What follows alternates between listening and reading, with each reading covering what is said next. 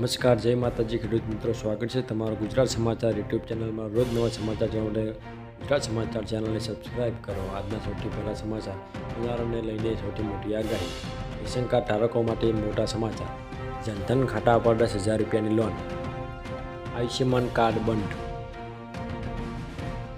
2,000 રૂપિયાનો 16મો હપ્તો જાહેર, 300 યુનિટ મફત વીજળી। આજના સૌથી મોટા ખેડૂત સમાચાર, પશુપાલકો માટે ખુશખબર, મહિલાઓને 37,500 રૂપિયાની સહાય।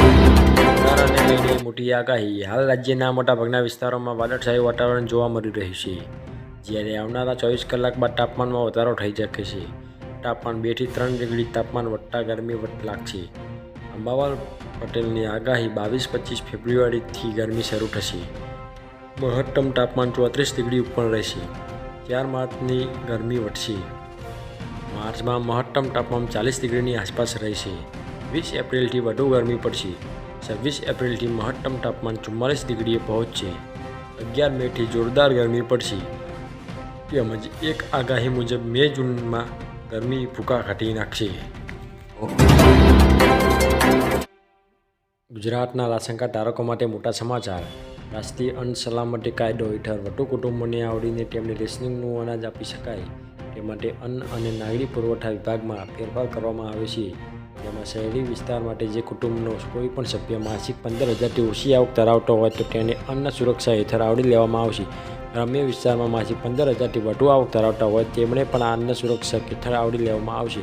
ગુજરાત પુરવઠા વિભાગે આ ઠરાવ જારી કર્યો છે કે અત્યાર સુધી આવક મર્યાદા 10,000 રૂપિયાની હતી, પરંતુ હવે તેને વધારીને 15,000 રૂપિયા કરવામાં આવી છે।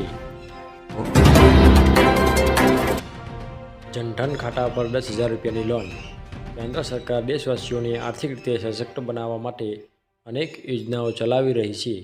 મોદી સરકારે વર્ષ 2014માં પ્રધાનમંત્રી જનધન યોજના શરૂ કરી હતી।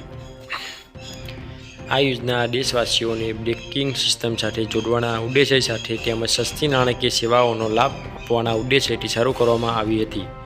જનધન યોજના હેઠળ તમે ઝીરો બેલેન્સ એકાઉન્ટ સાથે એકાઉન્ટ ખોલી શકો છો। પ્રધાનમંત્રી જનધન યોજનામાં સૌથી વિશેષ સુવિધા એ છે કે જનધન ખાતું ખોલાવ્યું છે તો ઝીરો એકાઉન્ટ બેલેન્સ પર 10,000 રૂપિયાની લોન આપવામાં આવે છે, જેને ઓવરડ્રાફ્ટ સુવિધા કહેવામાં આવે છે। આ એક પ્રકારની લોન સુવિધા જ છે। તમારા ખાતામાં બેલેન્સ ન હોવા છતાં પણ તમે આ સ્કીમનો 10,000 રૂપિયાની અરજી કરી શકો છો। આયુષ્યમાન કાર્ડ બંધ, પીએમજય યોજના હેઠળ બાકી નાણાંને કારણે અમદાવાદની 60 ખાનગી હોસ્પિટલોમાં સારવાર બંધ કરશે। 26 થી 29 ફેબ્રુઆરી એમ 4 દિવસ આ યોજના હેઠળ સારવાર નહીં કરાવી શકાય। દાવો છે કે રાજ્યની 789 ખાનગી હોસ્પિટલના 40 લાખથી માંડીને 8 કરોડ રૂપિયા સુધીના બિલ પૈસા સરકારે ચૂકવ્યા નથી। આ અગાઉ વડોદરા, સુરત, મહુવાની 35 હોસ્પિટલોની સેવા બંધ કરી હતી। સારવારના 15 દિવસમાં ચૂકવણીનો નિયમ હોવા છતાં કુલ 370 કરોડ રૂપિયા અટવાયા છે।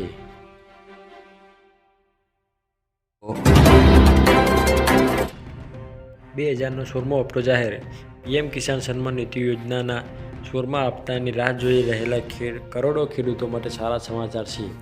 મોદી સરકાર આ મહિનાના અંત સુધીમાં પીએમ કિસાન યોજનાના લાભાર્થીઓના બેંક ખાતામાં 16મો હપ્તો મોકલી શકે છે। આ માટેની સત્તાવાર તારીખ જાહેર કરવામાં આવી છે। પીએમ કિસાનની સત્તાવાર વેબસાઇટ અનુસાર પીએમ કિસાનનો 16મો હપ્તો 28 ફેબ્રુઆરીએ રિલીઝ થશે। તમને જણાવી દઈએ કે પીએમ કિસાન સન્માન નિધિ યોજનાના લાભાર્થીઓને વાર્ષિક 6,000 રૂપિયાનો લાભ આપવામાં આવશે, જે 2,000 રૂપિયાના 3 હપ્તામાં આપવામાં આવે છે। 300 યુનિટ મફત વીજળી, પ્રધાનમંત્રી સૂર્યોદય યોજના હેઠળ 1 કરોડ પરિવારોને સોલર પેનલ દ્વારા દર મહિને 300 યુનિટ સુધી મફત વીજળી આપવામાં આવશે। આ યોજના દ્વારા એક વર્ષમાં 18,000 રૂપિયાની બચત થશે। નાણાપ્રધાન નિર્મલા સીતારમણે કહ્યું કે 2024-25 માટે રજૂ કરેલા વચગાળાના બજેટમાં આ માહિતી આપી હતી। થોડા દિવસો પહેલાં વડાપ્રધાન નરેન્દ્ર મોદીએ છત પર સૌર ઉર્જા એકમો સ્થાપિત કરવાના ઉદ્દેશ્ય સાથે પ્રધાનમંત્રી સૂર્યોદય યોજના શરૂ કરવાની જાહેરાત કરી હતી। ખેડૂતો માટે આજના સૌથી મોટા સમાચાર, અમરેલી જિલ્લામાં મોટાભાગના ખેડૂતો દ્વારા કપાસ, મગફળી, સોયાબીન, ઘઉં, ચણા તેમજ તલ, સફેદ અને કારાનું વાવેતર કરવામાં આવ્યું હતું। અમરેલી યાર્ડમાં મોટી મગફળીના 1295 રૂપિયા ભાવ રહ્યો હતો. અમરેલી યાર્ડમાં કપાસની જણસીની હરાજી કરવામાં આવી હતી. કપાસનો ભાવ 1061 રૂપિયાથી લઈને 979 રૂપિયા બોલાયો હતો. અમરેલી માર્કેટિંગ યાર્ડમાં 2345 ક્વિન્ટલ કપાસની આવક થઈ હતી. આ સિવાય અમરેલી યાર્ડમાં લોકવન ઘઉં અને ટુકડા ઘઉંની હરાજી કરવામાં આવી હતી. લોકવન ઘઉંનો ભાવ 411 રૂપિયાથી લઈને 586 રૂપિયા બોલાયો હતો, ત્યારે ટુકડા ઘઉંનો ભાવ 438 રૂપિયાથી લઈને 443 રૂપિયા નોંધાયો હતો. માર્કેટિંગ યાર્ડમાં 540 ક્વિન્ટલ ઘઉંની આવક થઈ હતી.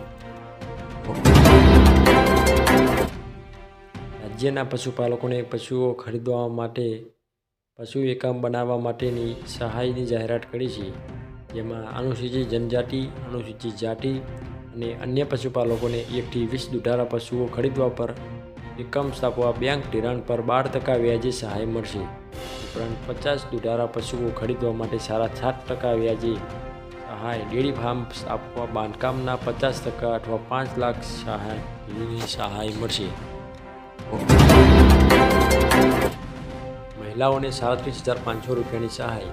તમારા ઘરમાં અથવા તો કોઈ સગા સંબંધીમાં મહિલા હોય તો બાળકનો જન્મ થવાનો હોય તો તેમને મળશે 37,500 રૂપિયાની સહાય. શ્રમયોગી પ્રસૂતિ સહાય યોજના અંતર્ગત બાળકને જન્મ આપતી સમયે મહિલાઓને મળે છે 37,500ની સહાય.